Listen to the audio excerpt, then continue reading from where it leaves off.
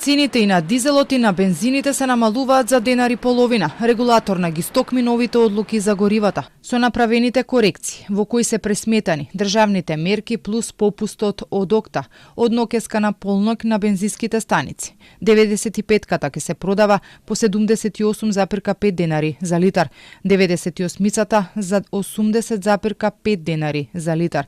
Дизелот пак ќе се точи по цена од 91 денар за литар.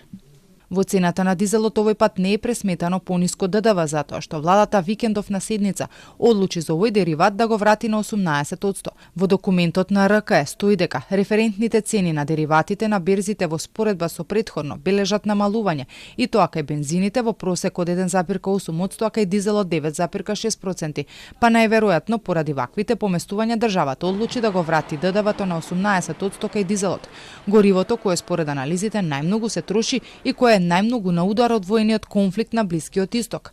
За бензините продолжува да важи ДДВ-то од 10%. Останува и намалената акциза за горивата, а до крајот на месецов ќе се задржи попустот од ОКТА. Во меѓувреме цената на нафтата на берзите повторно скокна и се ближи до $100 за барел.